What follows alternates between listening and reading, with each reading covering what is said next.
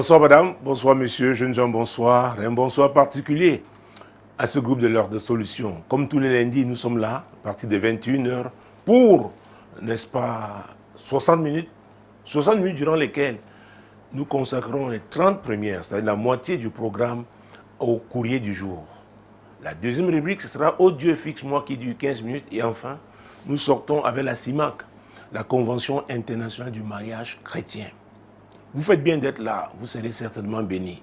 Sachant que ce programme est sous la conduite du Saint-Esprit. Ah oui, et que c'est le sang de Jésus qui nous couvre. Courrier du jour. Bonjour, révérend apôtre. J'ai perdu le sommeil à cause de ma famille qui, après avoir fixé une dot exorbitante pour mon mariage, refuse que mon enfant de jeunesse soit reconnu par mon fiancé pour que nous puissions voyager ensemble. J'ai besoin de prières puissantes pour que mes pharaons me libèrent. Bouquet de bénédictions. Mon Dieu, mon roi. J'aime ça. Un pas de ces pharaons. Ça, c'est vraiment pentecôtiste. Or, Jésus. Vous savez, j'ai fait une série d'émissions dans le cadre de l'émission Tu dois comprendre. N'est-ce pas, intitulée Ton problème est une loi. C'est très important. Ceux qui n'ont pas eu ces CD, ces DVD, ces messages, peuvent les avoir et vraiment méditer et prier. Parce que nous vivons dans un monde qui a des lois. Des lois écrites, les lois non écrites.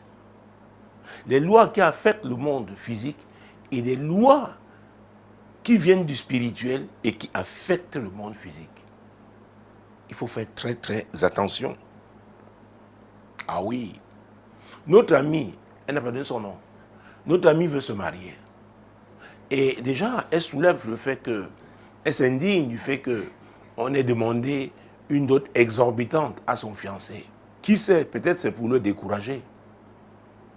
Et c'est vrai aussi que dans certaines communautés, n'est-ce pas, la dot coûte très cher, surtout quand les filles sont allées à l'école. Alors le fiancé a accepté de payer cette dot. Mais seulement, elle veut frayer une voie pour son enfant, sa fille.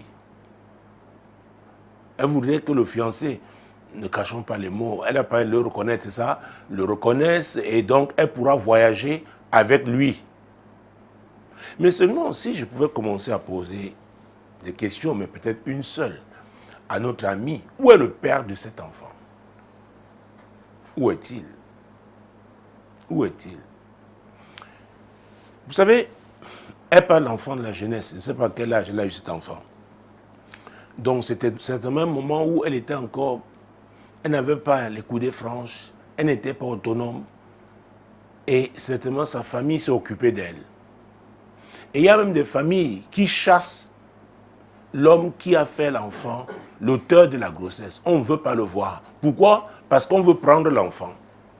Il y a aussi des cas où l'auteur de la grossesse est enfui. Mais parce qu'on ne peut pas abandonner sa fille, sa sœur, alors la famille la prend l'enfant et les élèves s'occupent, n'est-ce pas, des deux. C'est pourquoi c'est très difficile, plusieurs années après, venir, croyant que d'un revers la main, d'un comme ça, instantanément, on va dire oui parce que la fille se marie, donc elle s'en va. N'oublions pas que dans certaines communautés, l'enfant, et notamment une fille, est une source, pas de richesse, mais ça va rapporter gros. Je ne dis pas que je suis d'accord avec ça, mais c'est une remarque que je fais. Alors, déjà pour la mère, on exige une dot exorbitante. Donc, celui aussi qui va prendre la fille, la petite fille un jour, ça fera aussi, ça fera beaucoup d'argent.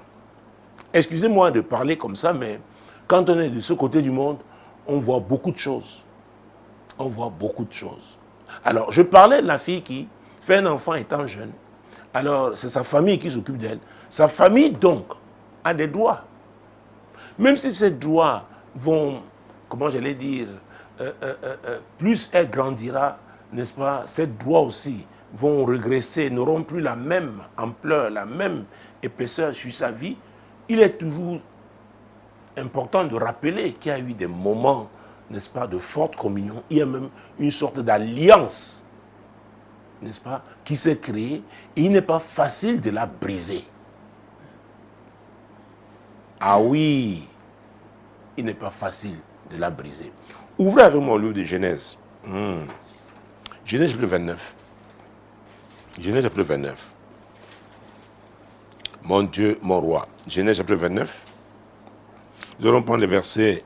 Oh, est-ce que ce sera une longue lecture? Est-ce qu'on peut prendre des extraits?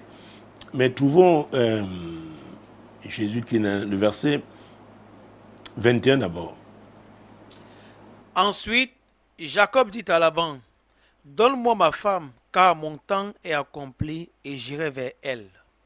Ah. Ici, Jacob réclame son droit.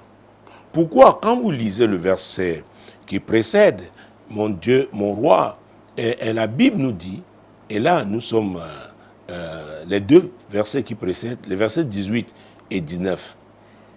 Jacob aimait Rachel et il dit, je te servirai 7 ans pour Rachel, ta fille cadette. Et Laban dit, j'aime mieux te la donner que de la donner à un autre homme. Reste chez moi. Ah. Alors, qui fait l'offre? C'est Jacob. Mais quelque chose se passe à la fin de ce verset. Laban lui dit, reste chez moi. Cela veut dire que tu es sous mon autorité. Ce n'est pas anodin. Parce que la suite, ah oui, va nous éclairer. Alors, reste chez moi. 5 mois, et au bout de cette année, tu auras donc la femme que tu veux, ma fille cadette. Et les 7 années écoulées, il a fallu que Jacob lui-même réclame. Ah oui, il dit, le contrat doit s'exécuter totalement, j'ai fait ma part. Et c'est alors donc, au verset 28, 22, bon, pour moi, on va aller au fur et à mesure. Laban réunit tous les gens du lieu et fit un festin. Le soir, il prit Léa, sa fille, et l'amena vers Jacob qui s'approcha d'elle. Alors, la transaction, le contrat entre Jacob et Laban concernait Rachel. C'est très important de comprendre ça. Mais le soir après la fête, qu'est-ce qu'il a fait? Il a pris Léa. N'oubliez pas que j'ai dit qu'il avait dit à Laban, à Jacob, reste chez moi, reste ici. Oh, ça veut dire quoi? Laban était donc le patron, le chef. Et vous voyez ça, pas seulement au plan physique, mais aussi au plan spirituel. Donc il était possible donc que Jacob soit soumis aux manipulations spirituelles. Parce que la suite va nous poser des questions. Que comment cela a pu arriver?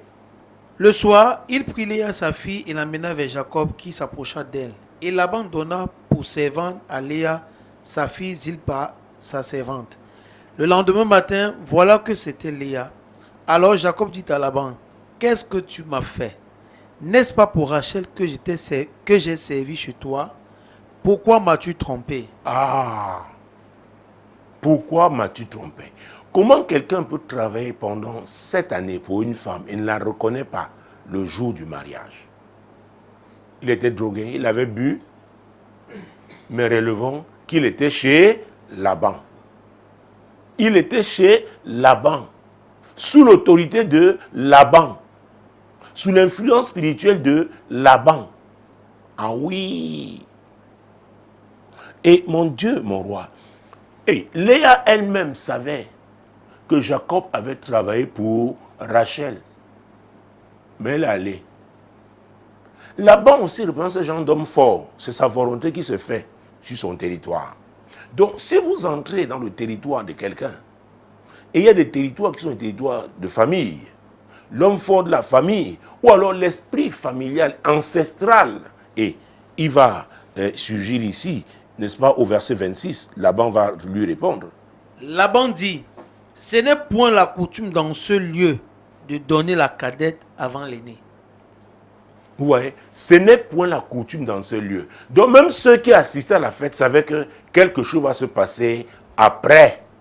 Pourquoi le Dieu du pays, dans l'alliance qui a été faite entre lui et les hommes de ce pays-là, de cette contrée-là, la cadette ne doit pas se marier avant l'aîné. Donc, on peut recourir à ce Dieu pour assujettir l'homme qui veut épouser la cadette. Écoutez, mon Dieu, mon roi, pourquoi j'ai pris ces versets? L'amie qui nous a écrit, elle dit pas de son enfant de jeunesse. Donc, elle était en famille. Elle était sous l'autorité de la famille, l'esprit de famille, peut-être même l'esprit de la communauté. La famille l'a aidé. Ah oui. Et c'est pourquoi il faut la dot. Et peut-être cette dot exorbitante aussi dépend des gens qui l'ont aidé.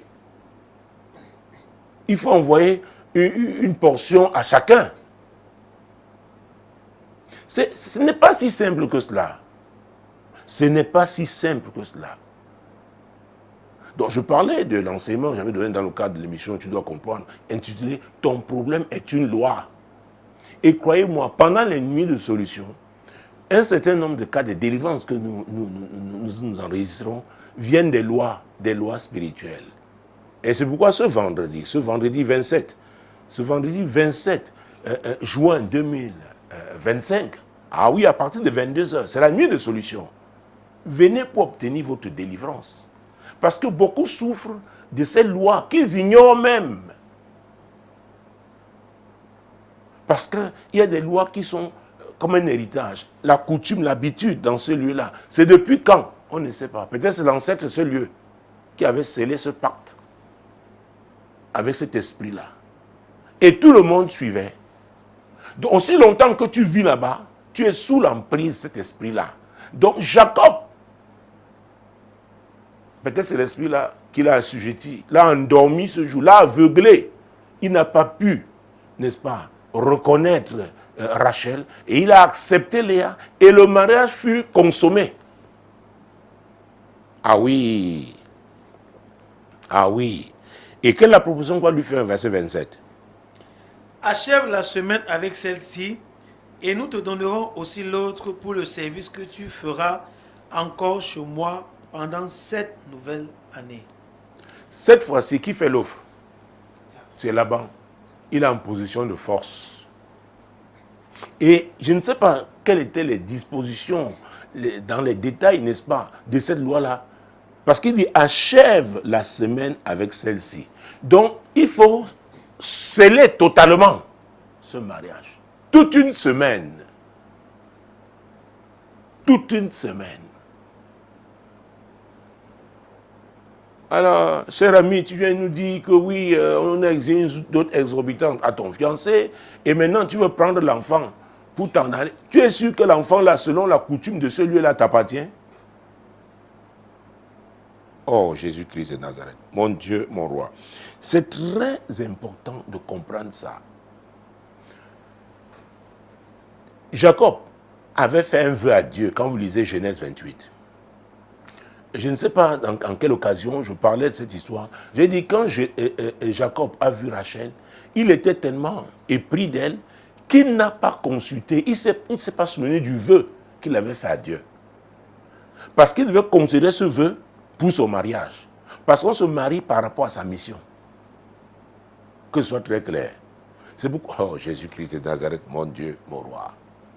Et c'est pourquoi au chapitre 31, et Jésus, au chapitre 31, verset 13.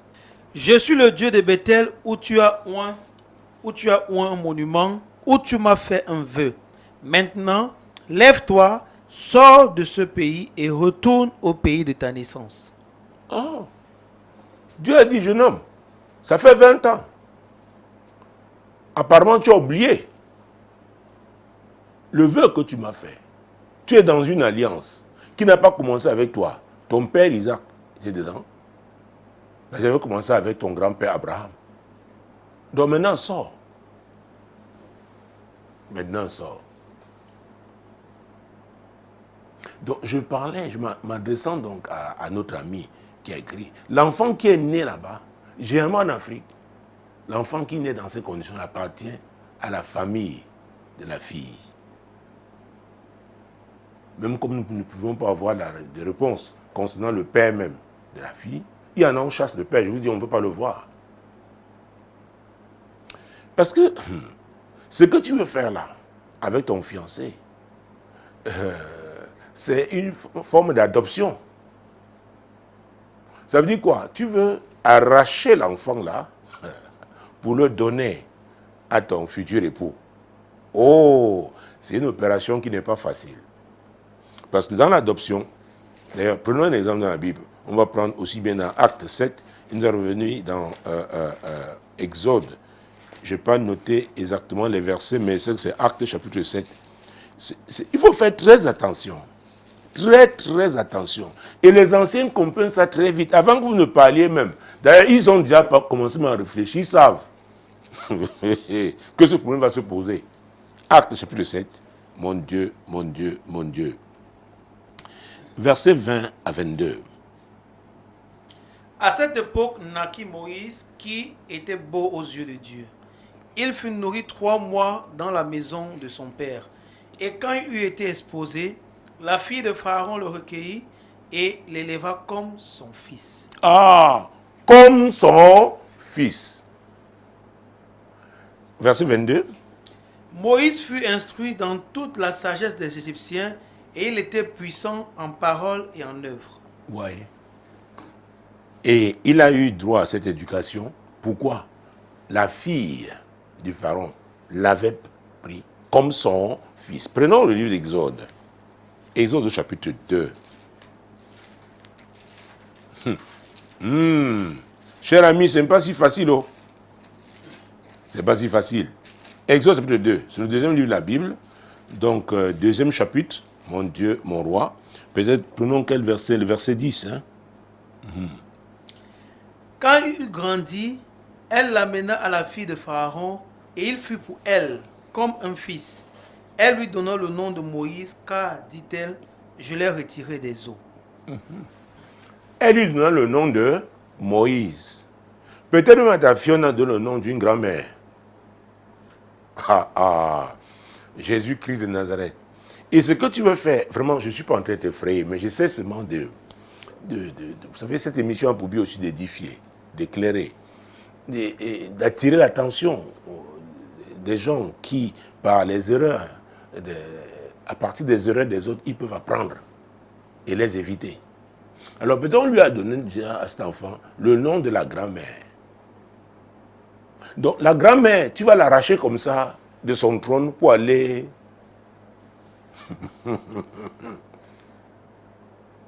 pour donner. C'est-à-dire, à vrai dire, par ta seule dot, tu vas aussi arracher ta fille. Ce n'est pas facile. Ce n'est pas facile. Ah oui. Ton problème est une loi. C'était le thème de ce message dans cette émission. J'avais fait plusieurs séries. Ton problème est une loi. Il y a des lois spirituelles. Parce que chez nous en Afrique, les noms, oh mon Dieu, représentent des grands symboles.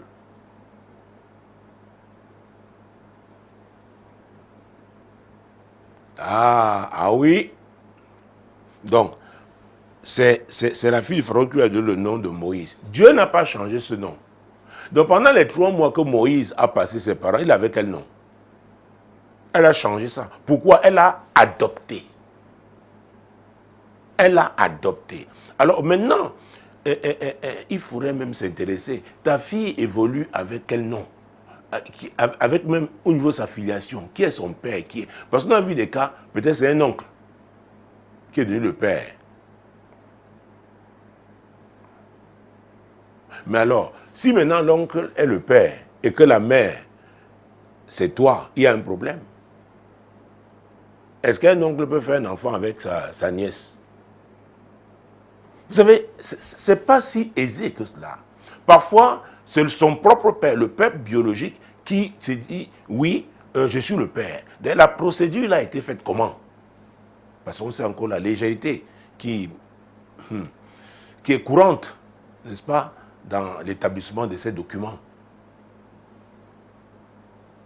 Alors, si par exemple c'est ton père qui est le père de ta fille, alors vouloir donner ta fille donc à quelqu'un d'autre, c'est briser le lien là avec ton père. C'est très compliqué. C'est pourquoi je prends ce temps pour que, à vrai dire, tu réalises. Tu réalises. Quelle est ta marge de manœuvre? Qu'est-ce que tu dois faire en ce moment? Si j'avais un conseil à te donner, ce serait que tu te concentres sur ton mariage d'abord. Que ton mariage ait lieu. Parce que si tu soulèves et tu t'entêtes avec ce voulant prendre ta fille, ça peut tout gâter. Ça dépend des familles. Ah oui. Et même ton fiancé, je ne suis pas sûr qu'il a toutes les données, qu'il mesure, n'est-ce pas, l'ampleur de la démarche que tu veux l'amener à faire. Parce que quand un homme est amoureux, oui, je veux faire. On le dit comme ça, légèrement, sans estimer la portée, la gravité, l'ampleur, la profondeur du dossier. Ah oui. Et demain, si le père même de l'enfant surgit, c'est très compliqué. Vous les femmes, faites très attention. Ah oui. Un acte de plaisir, une simple sortie peut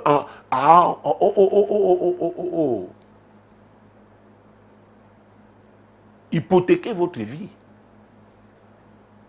Et vous savez qu'aujourd'hui, il y a même les tests d'ADN. Et comme le monde évolue là, c'est comme ça les lois évoluent.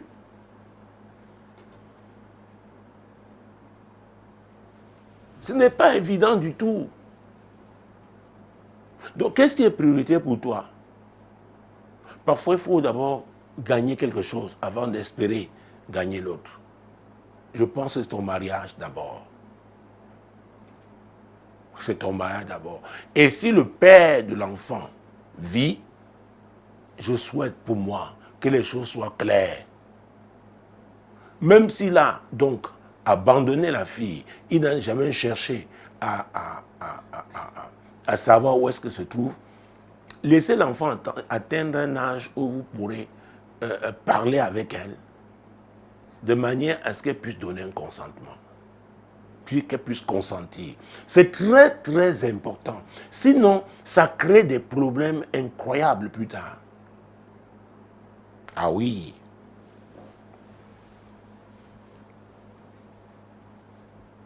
Je sais que tu penses à l'étranger, que peut-être là où vous voulez aller, les conditions sont bonnes pour l'enfant et tout. Mais ça, c'est ta façon de voir les choses. Mais il y a d'autres intérêts. Ah oui. Il y a d'autres intérêts. Sans compter qu'on a vu des enfants qu'on a embarqués comme ça, après on crée des problèmes incroyables à leur mère, voire à leur beau-père. Donc, vraiment, fais le premier pas, ton mariage. Après, tu verras. Je ne sais pas quel âge a cet enfant aujourd'hui. Après, tu verras. Mais déjà, si c'est quelqu'un de ta famille qui est le père de cet enfant, c'est anormal. C'est anormal. Dans quelles conditions ce document a été établi? C'est pourquoi il faut laisser prendre du temps pour que si un jour il faille vraiment dresser un acte en bonne et due forme, qu'on respecte la procédure. Et que celui qui est le vrai père, c'est-à-dire le père biologique, s'il veut prendre sa responsabilité de père, il prendra. Les problèmes avec ta famille vont se régler, mais l'intérêt de cet enfant, il faudrait déjà que l'enfant, vraiment, que vous ne compliquiez pas sa situation. Écoutez, peut-être c'est moi qui vois la chose compliquée comme ça, mais ce n'est pas si évident que ça. Vous savez, et c'est très propre aux Africains. Les Africains, peu de temps, ne veulent que leurs intérêts, là où ils gagnent. Ils gagnent. Bon, là maintenant, peut-être ta famille s'est occupée de toi avec l'enfant. L'enfant atteint un certain niveau. Maintenant, tu peux te marier. Tu veux tirer l'enfant. Tu gagnes. Maintenant, tu amènes l'enfant chez ton futur mari. Oh, elle aura un grand standing. Tu gagnes. Mais la vie n'est pas toujours comme ça. On ne gagne pas toujours. Écoutez, la souffrance fait partie de la vie. Hein. La douleur fait partie de la vie. Il y a des situations où on doit pouvoir vraiment s'arrêter. Et ce livre, vraiment, il sera à portée publique bientôt. Savoir s'arrêter. Parce qu'ils font que courir, ils font tuer des grands bonds en avant. Et ils croient avancer. Mais il y a des dossiers qui n'ont pas traité. Ces dossiers-là vont les rattraper. Croyez-moi, en tant que pasteur, ça fait plus de 25 ans aujourd'hui, il y a beaucoup de gens que je rencontre, et notamment les femmes. Leurs problèmes viennent des dossiers non traités. Les dossiers non traités. Il faut apprendre à s'arrêter un moment. Ah oui, je sais que cela peut causer des douleurs, des souffrances, mais autant le faire. C'est pourquoi depuis quelques semaines, en semaine, j'enseigne sur l'amour de la vérité. Vous savez, si la vérité n'est pas le fondement, tout ce que vous faites là ne va pas tenir. C'est la vérité qui doit être le fondement. Donc déjà, toi, tu dois être sincère pour reconnaître tous les sacrifices que ta famille a fait pour s'occuper de toi et l'enfant. Gloire à Dieu. Reconnaître que ce père a un enfant, s'il est vivant, a un père. Cet enfant a un père, s'il est vivant. Ah oui. Et reconnaître aussi qu'il y a des personnes, c'est que par les sentiments, les relations qui sont développées en de temps, que bon, la famille aussi peut réclamer des choses parce que bon, elle est attachée à l'enfant. Mais priez Dieu. Dieu sait tout. Il sait pourquoi les choses sont passées comme ça. Et c'est lui qui a la solution. C'est lui qui a la solution. Mon Dieu, mon roi. Vous savez, et c'est pas mon temps, j'espère que je n'ai pas épuisé mes 30 minutes, mais je ne suis pas loin de là. Ah non, oui, je ne suis pas loin de là. Environ 2 minutes qui me restent. Alors, Romains chapitre 8. C'est très important. Je parlais de ton problème est une loi. Le thème, n'est-ce pas, d'une émission que j'ai présentée ici à Radio Solution, Solution TV, dans plusieurs séries. Romains chapitre 8, versets 1 et 2. Il n'y a donc maintenant aucune condamnation pour ceux qui sont en Jésus-Christ. En effet, la loi de l'esprit de vie en Jésus-Christ m'a affranchi de la loi du péché et de la mort. Ah! J'ai anticipé tout à l'heure en parlant des gens qui veulent seulement les gagner partout. Alors, il n'y a plus de condamnation. Maintenant, il n'y a plus de condamnation. Aucune. Sur ceux qui sont en Jésus-Christ. Il faut être en Jésus-Christ. Être assis à l'église tous les dimanches ne veut pas dire qu'on est en Jésus-Christ. Que ce soit très clair. Si on est en Jésus-Christ, ça dit que c'est la vérité. Lui, le chemin, la vérité, la vie. La vérité, ça dit qu'on aime la vérité. Que ce soit très clair. Verset 2. En effet, la loi de l'esprit de vie en Jésus-Christ m'a affranchi la loi du péché et de la mort. Alors, si vous mentez, vous cherchez à jongler. C'est la loi du péché. Et la mort est là. La mort n'est pas seulement quand on cesse de respirer là. La mort peut être une affliction qu'on peut avoir parce qu'on a voulu jongler. Alors, si tu essaies de jongler ta famille maternelle, parce que parfois avec des faux documents, et peut-être eux-mêmes ont fait des faux documents, ça ne veut pas dire que toi aussi tu dois faire les tiens pour aller les contrer et tu ne t'en sortiras pas. Donc, ce que je te conseille, c'est la vérité. C'est la vérité. Si tu es chrétienne, tu es en Jésus-Christ, que la vérité entoure la démarche, soit la base de la démarche que tu veux faire. Et qui est l'esprit de vérité? C'est le Saint-Esprit. Qui est le conducteur? C'est encore le Saint-Esprit. Et c'est lui qui conduit dans toute la vérité. Donc confie-toi à lui. Il va te conduire. Et moi, je pense que la première étape, c'est ton mariage. Et après, tu verras pour l'histoire, l'affaire de l'enfant. Voilà, mesdames, messieurs, les 30 minutes épuisées. Nous pouvons passer à la deuxième rubrique. Oh Dieu, fixe-moi. Comme vous l'avez constaté depuis plusieurs séries qui ont précédé celle-ci. Finalement, les sujets sont liés. Parce que l'amie qui écrit va être fixée. Elle a un problème. Elle va être fixée. Elle veut se marier. Gloire à Dieu. Et on ne peut pas l'accuser de penser qu'elle peut prendre son enfant. Mais seulement nous disons que ce n'est pas aussi facile que cela. Parce qu'il y a beaucoup d'intérêts en jeu. Un jour, l'enfant, là, à un certain âge, voudra réclamer ce qui lui est dû, c'est-à-dire être en contact avec son père, être... Donc quand nous parlons de cette rubrique, « Oh Dieu, fixe-moi », c'est aussi que les gens puissent être orientés dans la bonne direction pour prendre de bonnes décisions qui pourront assumer en Jésus-Christ. C'est très, très important. Assumer. Assumer. On n'insiste pas là-dessus quand on évangélise, quand on enseigne à l'église. Mais, même étant chrétien, il y a les conséquences des actes que tu as posés dans le monde qui te suivent. Écoutez, il y a l'histoire de cette femme qui avait eu 3 enfants dans le monde. Alors, on s'est rencontrés dans le cadre d'une consultation et je lui demandais, mais tu es dans la foi depuis combien de temps? Elle avait un peu plus de 12 ans dans la foi. Alors, et ton dernier enfant, à quel âge? L'enfant avait environ 3 ans. Alors, vous voyez qu'elle n'était pas en Jésus-Christ. C'est là où nous commettons beaucoup d'erreurs. Nous donnons beaucoup d'offrandes à Dieu, on ne peut pas corrompre Dieu. Nous cherchons les titres à l'église que les pasteurs nous donnent, on ne peut pas acheter les titres. Le pasteur peut vous donner, mais ce n'est pas Dieu. Ah oui.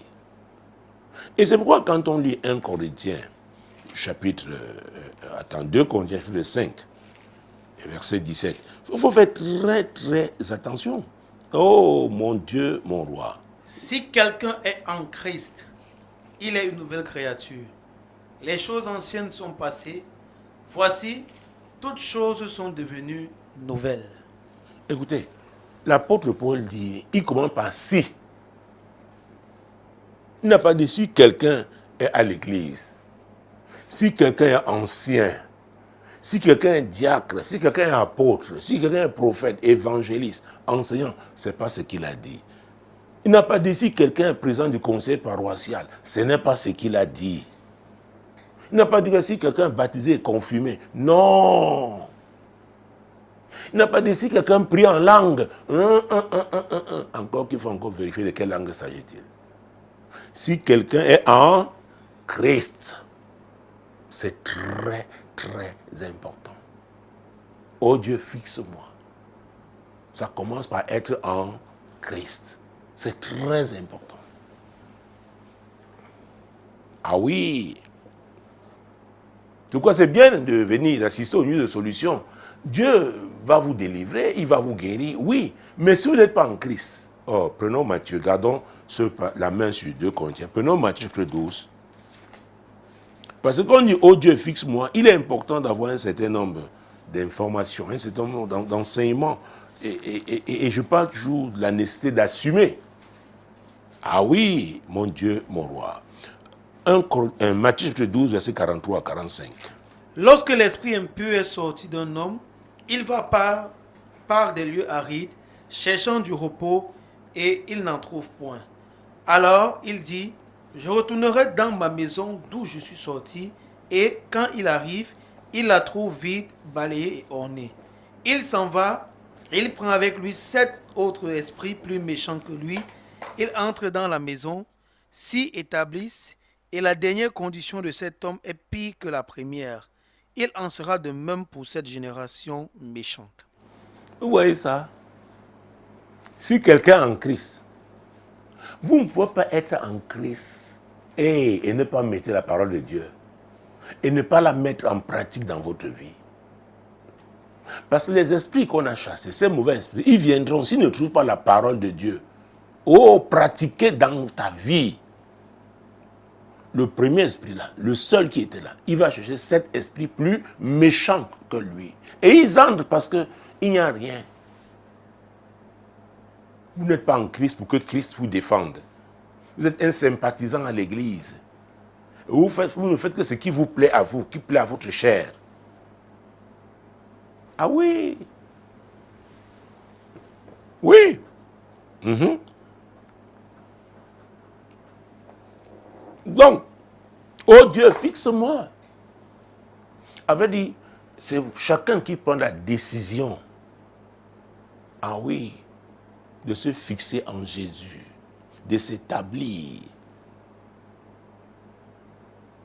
Et comme ça, 2 Corinthiens 5, verset 17, peut s'appliquer. Si quelqu'un est en Christ, il est une nouvelle créature. Écoutez, vous n'avez pas besoin de faire beaucoup de bouquins. Votre famille le saura. Vos voisins au quartier le sauront. Vos collègues au bureau, si vous travaillez, le sauront. Vos camarades de classe au lycée, au collège, à l'université, ils sauront. Beaucoup disent, oh, j'aime trop Dieu, j'aime trop Jésus. Ne parlez pas. Laissez vos actes parler à votre place. Il y a des gens qui vous connaissent. Alors, si quelqu'un est en Christ, il est une nouvelle créature. Les choses anciennes sont passées. Alors, je voulais arriver ici pour vous dire, oh Jésus, il faut bien lire ce verset et ne pas le prendre au premier degré. Je parlais à la femme qui avait 3 enfants et m'a dit qu'elle est dans l'enfant depuis plus de 12 ans. Le dernier enfant avait 3 ans. Et le premier avait un peu plus de 10 ans. Donc les 3 enfants ont été faits quand? Pendant qu'elle dit avoir été dans la foi. Vous voyez, c'est sérieux. Je lui ai dit, mais ma soeur, qu'est-ce qui est arrivé? Elle dit, non, les hommes là m'ont envoûté. Ah! Si quelqu'un est en Christ, est-ce qu'on peut envoûter quelqu'un qui est en Christ? Donc chacun t'envoûtait. Parce que curieusement, c'est 3 pères différents. 3 hommes différents. Vous voyez? Être en, c'est-à-dire on est solidement implanté.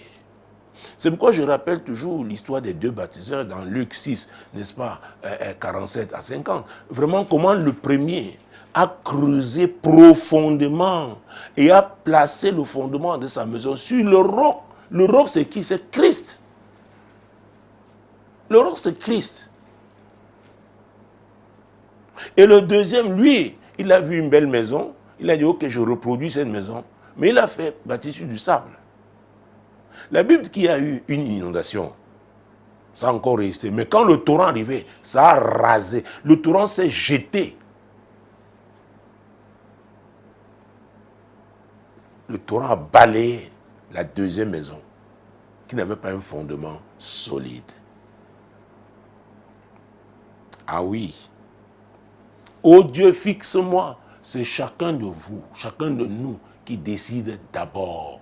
C'est la volonté de Dieu que nous soyons fixés en lui. Parce que c'est lui qui a conçu son merveilleux plan pour notre vie. Quand nous lisons Jérémie 29, verset 10, il dit que les projets que j'ai pour vous sont des projets de paix et non de malheur. Jésus dit, venez à moi, vous tous qui êtes fatigués et chargés, et je vais vous donner du repos. Mais il insiste au verset 29, parce qu'il vient de citer le verset 28 de Matthieu chapitre 11. Il va dire donc, recevez mes instructions. Il y en a qui arrivent, sont à l'église, mais refusent les instructions de Christ. Ces instructions sont contenues dans la parole de Dieu. Ils refusent. Oh Dieu, fixe-moi. Oh Dieu, fixe-moi. L'amie a écrit parce qu'elle a un problème.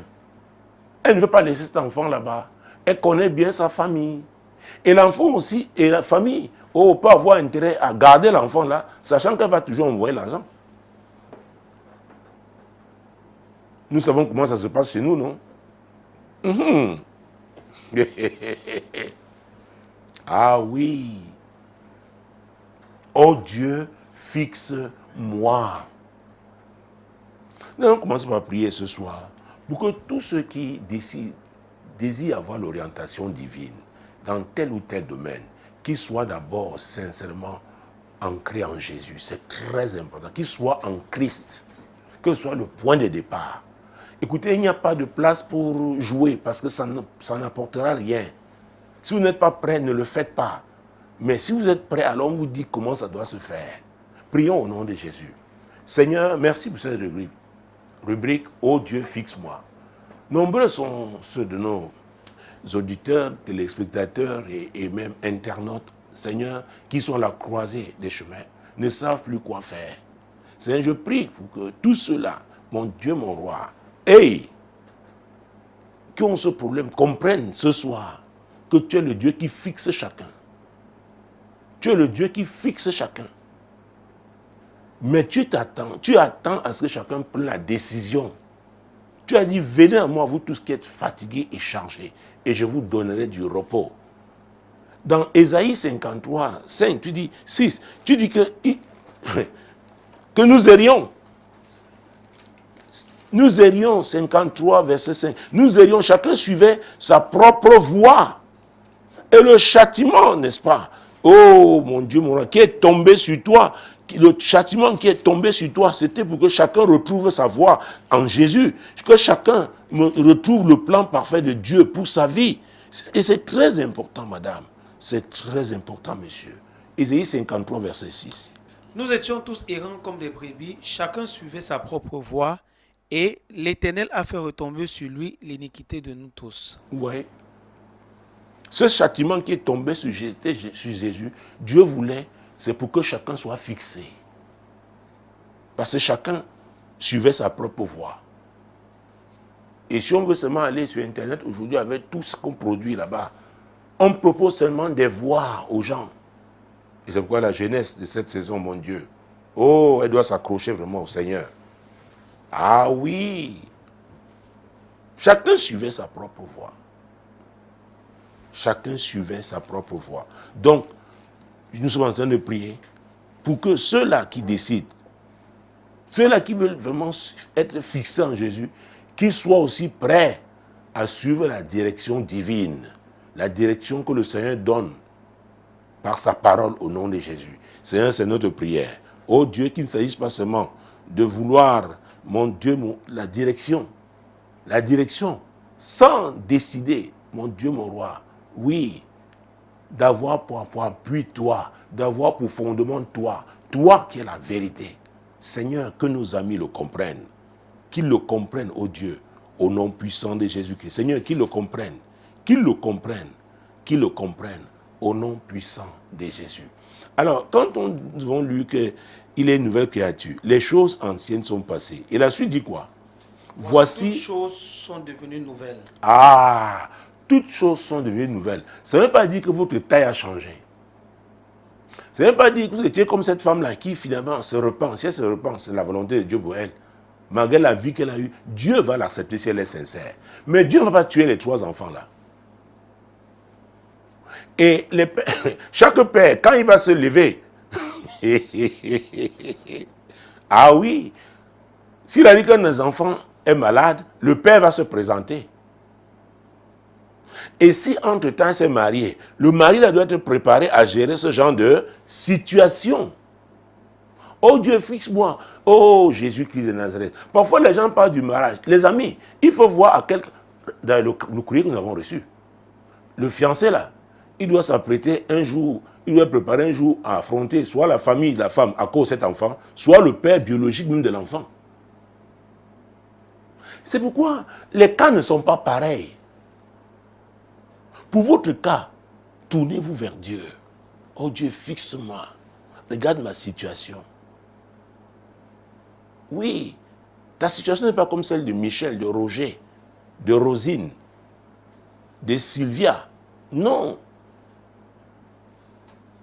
Dieu veut t'aider, toi. C'est pourquoi il veut que tu aies une relation particulière avec lui.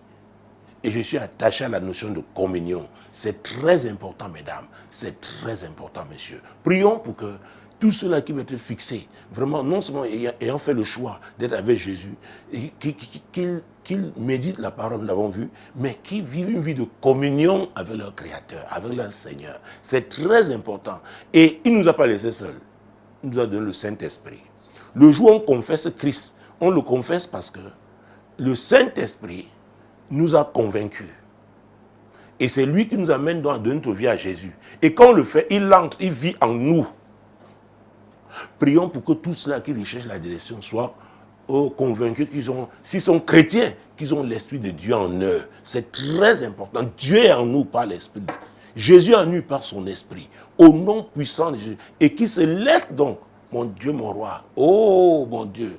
Et inspirer, que laisse le Saint-Esprit les inspirer. Le Saint-Esprit les remplit. Et le Saint-Esprit va vous remplir chaque fois. Oui, comme vous mettez la parole de Dieu, c'est comme ça aussi vous remplit. Prions au nom de Jésus. Seigneur, tu es Dieu. Nos amis ont prié, oh Dieu, fixe-moi. Seigneur, oui. Oh, tu fixes chacun qui vient en toi en lui donnant le Saint-Esprit. Le Saint-Esprit est dans sa vie. Son corps devient le temple de Dieu. Le temple du Saint-Esprit. Seigneur, c'est parce que tu tiens à ce que chacun accomplisse tes desseins pour sa vie. Seigneur, merci. Merci. Merci. Remercions le Seigneur parce que quiconque, tout chrétien qui fait confiance au Saint-Esprit, il réussira au nom de Jésus. Ah oui, il réussira. Il ira là où Dieu l'attend. Il s'établira là où Dieu l'amène au nom puissant de Jésus. Seigneur, merci pour le Saint-Esprit que tu as donné à tous les croyants, tous ceux qui croient en Christ. Seigneur, merci, merci, merci. Ils n'échoueront pas. Ce n'est pas toi qui vas échouer. Parce que tu fais confiance à Christ, je prophétise sur ta vie que tu réussiras au nom puissant de Jésus. Avec un peu plus, 1 minute de retard, hein? Bienvenue à la CIMAC, la Convention internationale du mariage chrétien. Ah oui, nous sommes ravis de ce que Dieu fait. La Bible dit que Jésus est le même hier, aujourd'hui et éternellement. Il n'a pas changé. Ah oui, il n'a pas changé. Il n'a pas changé. Il n'a pas changé. Continuons de le remercier pour les mariages qu'il suscite. Continuons de le remercier encore ce soir. Ah oui, parce qu'il en fera encore davantage au nom de Jésus. Seigneur, merci pour les mariages que tu suscites, oh Dieu. Nous sommes dans un monde où on tend à nous faire croire qu'il n'est plus possible d'être heureux en mariage. Mais Seigneur, tu suscites des mariages selon ta volonté. Et Seigneur, nous sommes là pour te rendre grâce pour cela. Et pour que le monde sache que c'est possible encore, en se tournant vers toi, en s'accrochant à toi, oui, d'être heureux dans le mariage. Au nom puissant de Jésus-Christ. Seigneur, merci. Merci, oh Dieu. Merci, Père. Au nom puissant de Jésus. Vous savez, il y a un verset que je cite le plus souvent quand je parle du mariage. C'est Amos chapitre 3, verset 3. Deux hommes marchent-ils ensemble? Deux personnes marchent-elles ensemble sans s'être concertées? La réponse est non. Et la Bible nous dit dans Romains que tout ce qui n'est pas conviction est péché. Prions pour que Dieu amène nos amis qui veulent se marier vraiment à rechercher la volonté de Dieu et à pouvoir s'accorder. Vous savez, beaucoup ne savent pas ce qu'ils veulent eux-mêmes. Je suis triste de le dire, mais c'est vrai. Je rencontre des gens qui veulent se marier, mais quand vous entrez en profondeur, vous leur posez des questions. À vrai dire, les raisons sont légères. Je rappelle toujours ici que le mariage est un champ missionnaire. Nous sommes des missionnaires sur cette terre. Et Dieu nous a envoyés ici pour accomplir chacun sa mission. Et maintenant, quand il permet, parce que tout le monde n'est pas appelé à se marier. Hein. Ah oui, que je le dise. Maintenant, si vous êtes de ceux que Dieu a appelés à se marier, c'est pour accomplir ses desseins. Donc il est important que tu saches toi-même, tu sois convaincu. Oh, David disait, dans le psaume 139, verset 16, « Quand je n'étais qu'une masse informe, tes yeux me voyaient. Sur ton livre était écrit tous les jours de ma vie, avant qu'aucun d'eux n'existât. » Cela veut dire quoi? Toute décision que David devait prendre, ça veut être, il devait considérer ce que Dieu l'a appelé à faire. C'est très important. Donc on parlait de Jacob, qui lui, il a vu la belle-fille, Rachel. Il a sauté seulement. Et il a fait directement une promesse. Il croyait que les 7 années vraiment devaient faire que Jacob change de nature, qu'il devienne doux, gentil avec lui. Laban, pardon. Il croyait que Laban devait être gentil avec lui, doux avec lui. Mais ce n'a pas été le cas. Parce que c'était charnel. C'était charnel. Prions pour que tous ceux qui aspirent au mariage comprennent que tout ce qui est né de la chair est chair. La chair ne produit pas la vie. La chair ne peut pas produire quelque chose de solide. Seigneur, c'est notre prière. Oh Dieu, nous prions pour tous ceux qui aspirent au mariage. Seigneur, le mariage chrétien, qui comprennent que la chair ne peut rien produire. C'est l'esprit. Jésus a dit dans Jean chapitre 6, oui, que la chair ne sert de rien. Ah oui, c'est l'esprit qui vivifie. Ah mon Dieu, mon Dieu, mon Dieu. Jésus-Christ de Nazareth. Jean chapitre 6, verset 63.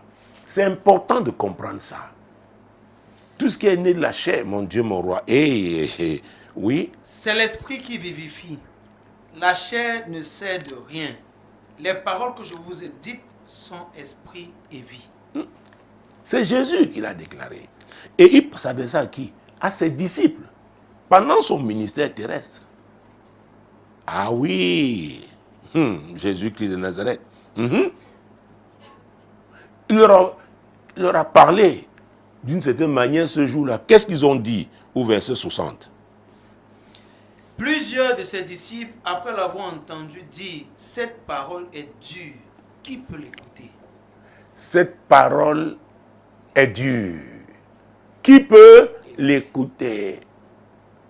Les amis, les paroles de Dieu bâtissent.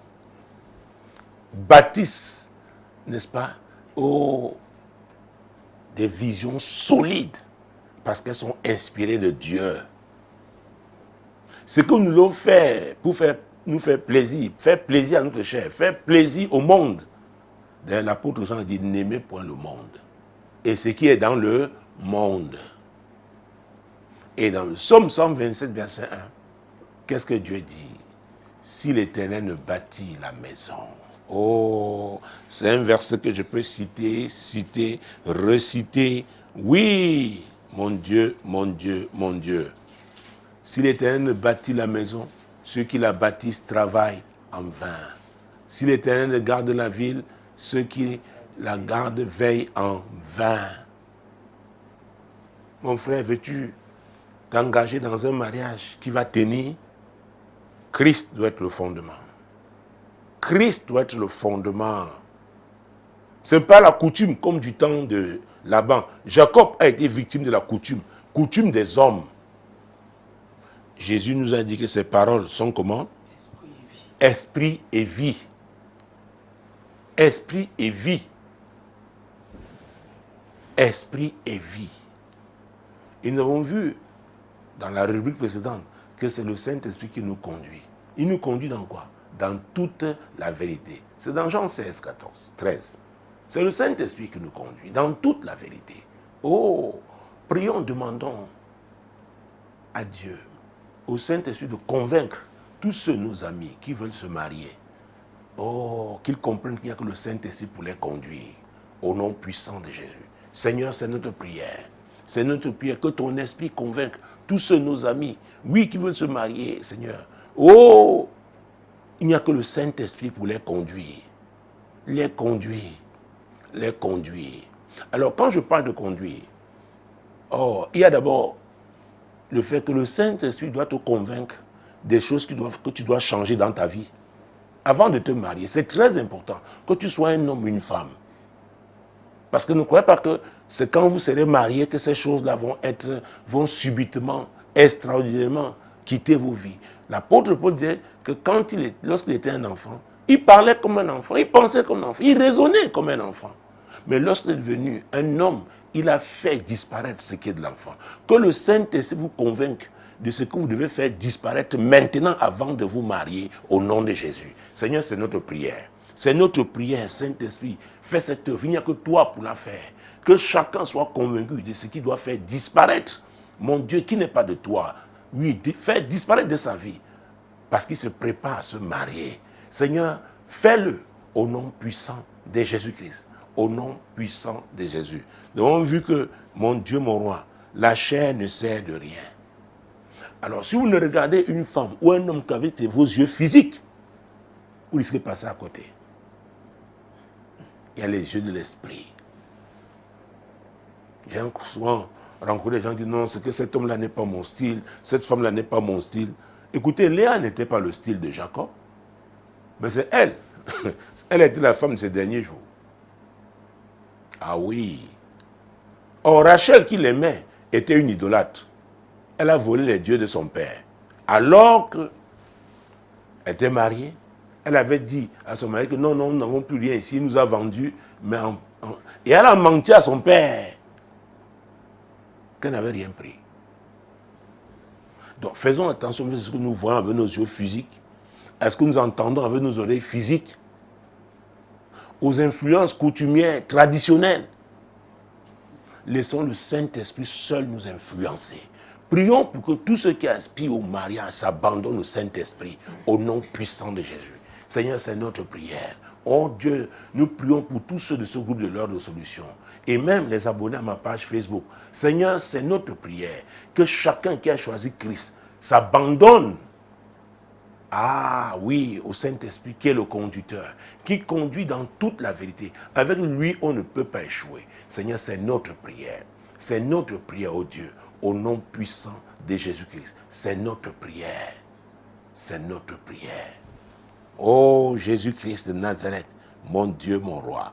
Je voudrais que nous prions pour ceux qui sont comme, déjà, je ne veux pas dire découragés, mais ils se posent beaucoup de questions. Seigneur, à quand? Ils sont comme fatigués. Prions pour que Dieu, l'Esprit de Dieu, les visite. Et qu'ils comprennent qu'il y a un temps pour tout. Et que c'est Dieu qui est le maître du temps. C'est très, très important.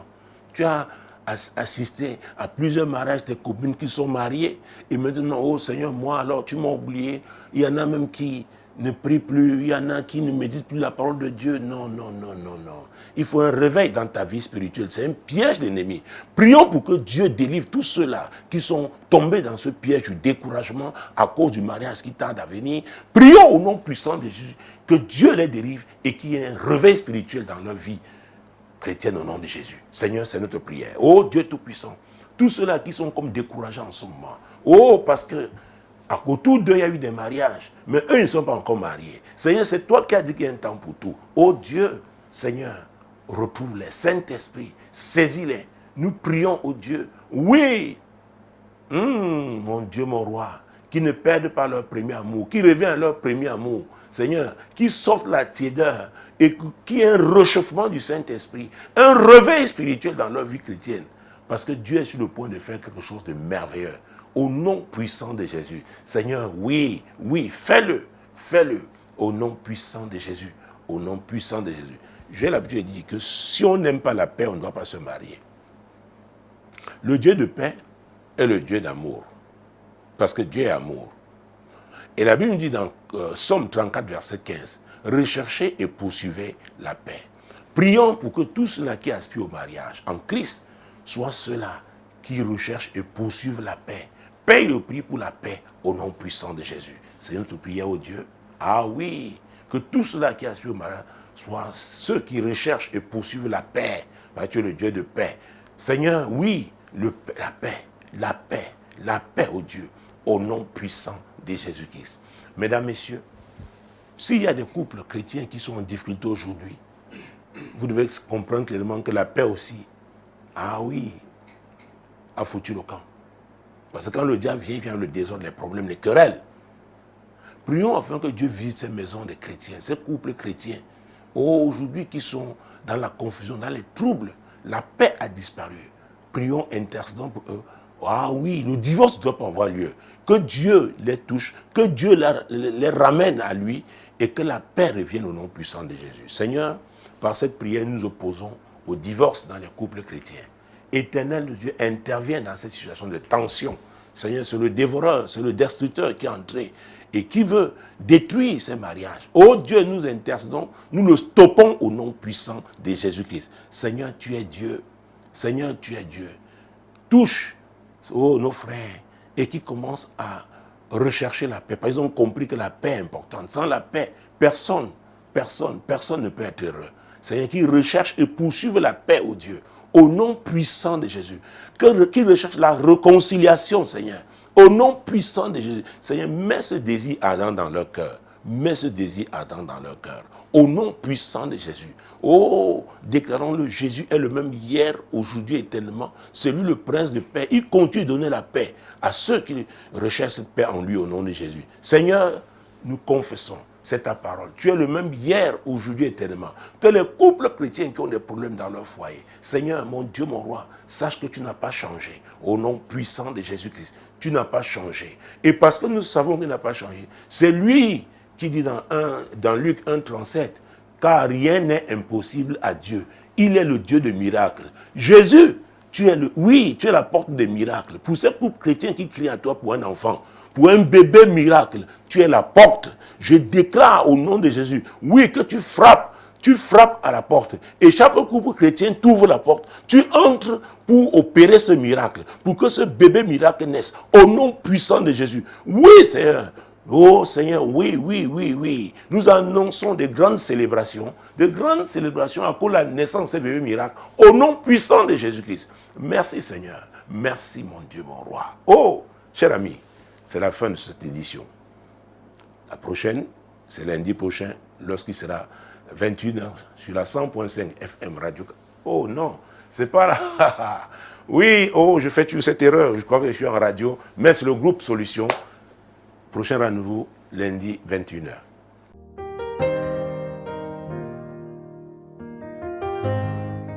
La Bible déclare qu'il est réservé aux hommes de mourir une seule fois, après quoi viendra le jugement. Mesdames, messieurs, il est possible d'éviter d'être coupable, d'échapper à cette sentence. Jésus a dit, je suis le chemin, la vérité et la vie. Et nul ne peut aller au Père que par lui. C'est Jésus que je vous propose. Et c'est maintenant. Répétez cette courte prière après moi. Seigneur Jésus, je crois que tu es le Sauveur. Je reconnais que je suis un pécheur. Et je demande pardon pour mes péchés. Je m'engage à te suivre. Merci Seigneur. Amen.